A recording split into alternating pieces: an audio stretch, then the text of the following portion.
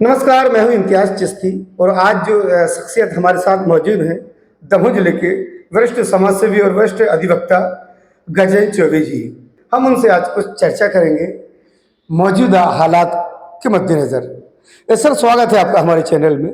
जैसे देखा गया है कि अभी वर्तमान में सरकार कई योजनाएं चला रही है। अभी एक लाडली बहना योजना भी आई, मुख्यमंत्री जी चला रहे हैं। सवाल ये है कि आखिर सरकार जिनसे वोट लेती है उनको क्या क्या संसाधन उपलब्ध कराती है और मंशा क्या है इसके पीछे?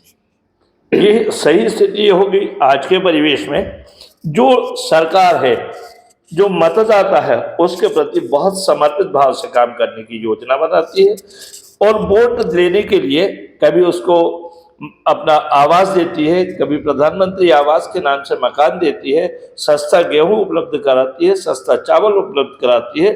जब सस्ता गेहूं और चावल उपलब्ध हो जाता है तो इस देश की श्रम समस्या ज़्यादा बड़ी हो जाती है। इसके लिए किसानों को, जो काश्तकार है, उनको इसका खामियाजा भुगतना पड़ता है। इसके कारण पूरे देश में गौवंश की रक्षा करने वाली भारतीय जनता पार्टी की सरकार गौवंश की रक्षा तो करती है, परंतु गौवंश की रक्षा करने में ये बात नहीं ध्यान में ले पाती क्योंकि गाय और भैंसों की वोट नहीं है। अगर इन जानवरों की भी वोट होती तो इनके बारे में भी सरकार चिंतित होती। हमें एक बात आवश्यक रूप से देखने में आई कि जब लेबर उपलब्ध नहीं हुई तो हार्वेस्टर से कटिंग कराना पड़ी, जिससे भूसा उसके अपने पशुओं के काम में नहीं आ सका। जब पशुओं के काम में भूसा नहीं आया तब 2 रुपये किलो में गेहूं और 3 रुपये किलो चावल उपलब्ध कराना आम गरीब को इसलिए दिया गया कि उनकी वोट है, परंतु जानवरों की वोट नहीं थी। इस कारण से उनको भूसा उपलब्ध कराए जाने की व्यवस्था सरकार ने कभी सोची भी नहीं। कभी लाडली बहन आ जाती है तो कभी लाडली पिताजी आ जाते हैं, कभी लाडली माँ आ जाती है, सब लाडली आ जाते हैं। और जब पशुओं की रक्षा करने की बात आती है तो क्या हमारे पशुओं को, जिनके कारण हम राजनीति कर रहे हैं, उनके लिए उनकी रक्षा की कोई बात नहीं आती। दमोह जिले जैसी जगह में भूसे का भाव 5 से 10 रुपए किलो हो जाता है, गेहूं 2 रुपये किलो मिलता है, भूसा 10 रुपये किलो मिलता है। एक जानवर को 5 किलो प्रतिदिन भूसे की आवश्यकता होती है, जबकि एक आदमी को 2 रुपये किलो में आप गेहूं दे के उसके लिए बढ़ा देते हैं। अगर इन जानवरों की भी वोट होती तो शायद सरकार इनके बारे में सोचती। हम सोचते हैं कि यदि ऐसे ही सुविधाएं सरकार देती रही तो सरकार को आवश्यक रूप से जानवरों की भी वोट मांगना पड़ेगी, जिससे कि उनके लिए उपलब्धता तो हो सके, क्योंकि वो आंदोलन कर नहीं पाती। जानवरों का कोई आंदोलन होता नहीं है। अगर जानवर आंदोलन करते तो अपने अधिकार के प्रति जागरूक रहते। और जो लोग जानवरों के नाम से राजनीति करते हैं वो सिर्फ जानवरों के नाम से राजनीति तो करते हैं, परंतु जागरूकता जानवरों के प्रति कभी नहीं लाते। हम सोचते हैं कि इस देश को फिर से मताधिकार के रूप में जानवरों को भी मत देना का अधिकार मिल जाए, जिससे उनको खाने की कम से लिए भूसा तो उपलब्ध हो जाएगा।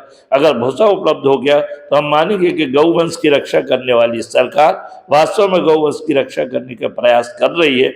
और उसको वोटिंग राइट नहीं मिलेगा तब तक उसको सुविधा भी नहीं मिल पाएंगे, हम ऐसा मानते हैं।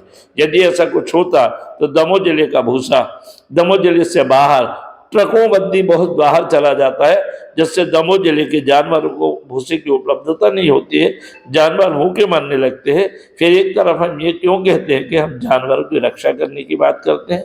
हमारे यहाँ देश में 2 कानून बनाए गए, एक मध्य प्रदेश पशु परिरक्षण अधिनियम 1959 और दूसरा बनाया गौवंश अधिनियम 2004।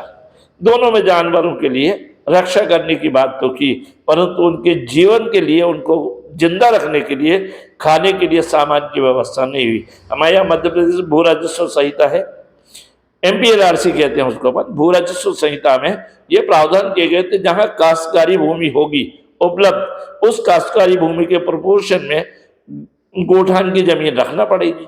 लेकिन सरकार ने गोठान की जमीन सस्ती राजनीति के लिए दूसरों को दान कर दी और उसे लघु काश्तकार या अपना दान करने के नाम से उस जमीन पे कब्जे तो करा दिए।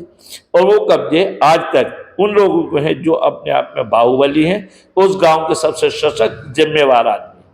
आज तक जानवरों को रोकने की और खाने की व्यवस्था बंद पड़ी है।